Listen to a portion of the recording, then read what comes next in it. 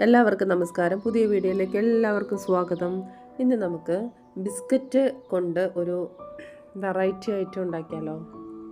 അതിനാവശ്യമായി നമ്മൾ ബിസ്ക്കറ്റ് എൻ്റെ കയ്യിലുണ്ടായിരുന്നു, ബിസ്കഫേ ബിസ്ക്കറ്റ്. നിങ്ങളുടെ കയ്യിൽ ഏത് ബിസ്ക്കറ്റാണോ ഉള്ളത് ആ ബിസ്ക്കറ്റ് എടുക്കാം. ബിസ്ക്കറ്റ് എടുത്ത് ചെറുതായിട്ടൊന്ന് പൊടിക്കണം. മിക്സിക്കകത്തോട്ടിട്ട് പൊടിച്ചു കഴിഞ്ഞാൽ വല്ലാതെ അത് മിക്സായി പോവും. അതുകൊണ്ട് ഇങ്ങനെ കവറിലിട്ടിട്ട് പൊടിക്കുന്നതാണ് നല്ലത്. എനിക്കിത് ശരിക്കും പൊടിഞ്ഞ് കിട്ടിയില്ല, പിന്നെ ഞാൻ ഒന്നും കൂടെ പൊടിച്ചു. പിന്നെ അതിന് ശേഷം നമുക്ക് വേണ്ടത് ഡാർക്ക് ചോക്ലേറ്റ് ആണ്. എൻ്റെ കയ്യിലുണ്ടായിരുന്ന അതാണ്, അതുകൊണ്ടാണ് ഞാൻ അതെടുത്തത്. നിങ്ങളുടെ കയ്യിൽ നല്ല മധുരമുള്ള ചോക്ലേറ്റ് ആണ് എങ്കിൽ ആ ചോക്ലേറ്റിൽ നിങ്ങൾ മിൽക്ക് മെയ്ഡ് ആഡ് ചെയ്യേണ്ട ആവശ്യമില്ല. ആ ഒരു പ്രോസസ്സ് ഒഴിവാക്കാം. എൻ്റെ ചോക്ലേറ്റിന് ഭയങ്കര കയ്പ്പായതുകൊണ്ടാണ് ഞാൻ മിൽക്ക് മെയ്ഡ് ആഡ് ചെയ്തത്. നമ്മളൊരു പാൻ അടുപ്പത്തോട്ട് വെക്കുക. വെള്ളം ചൂടായി കഴിയുമ്പോൾ ഒരു പാത്രം ഡബിൾ ബോയിൽ ചെയ്യാൻ വേണ്ടി വെക്കുക. എന്നിട്ട് അതിന് ശേഷം നമ്മൾ അതിനകത്തോട്ട് ചോക്ലേറ്റ് ഇടുന്നു. പിന്നെ നമ്മൾ മിൽക്ക് മെയ്ഡ് അതിനകത്ത് ഞാൻ 5 സ്പൂണാണ് ഞാൻ ആഡ് ചെയ്തത്. മിൽക്കും കൂടെ ആഡ് ചെയ്തു.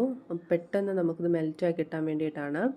പിന്നെ അതിന് ശേഷം ആ വെള്ളത്തിൽ തന്നെ ഞാൻ 5 സ്പൂൺ നെയ്യാണ് ഞാൻ ചേർത്തത്.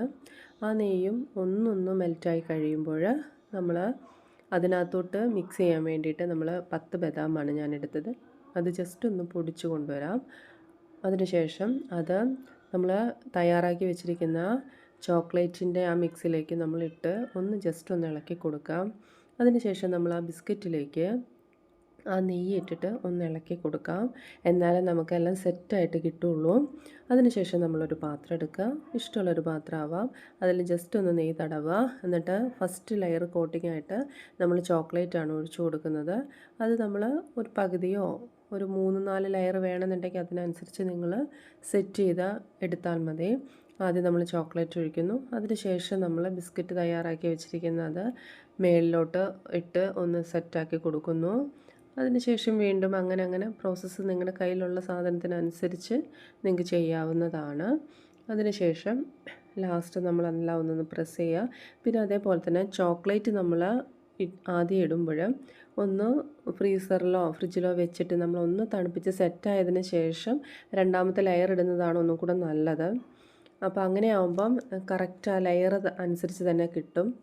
പിന്നെ അതിന് ശേഷം നമ്മളെല്ലാം ഒരു അരമണിക്കൂറെങ്കിലും നമ്മൾ ഒന്നെങ്കിൽ ഫ്രിഡ്ജിൽ വെക്കാം, അല്ലെങ്കിൽ നമ്മൾ ഫ്രീസറിലായാലും വെച്ചാൽ മതി. അപ്പോൾ പെട്ടെന്ന് സെറ്റായി കിട്ടും. നല്ല അടിപൊളിയായിരുന്നു.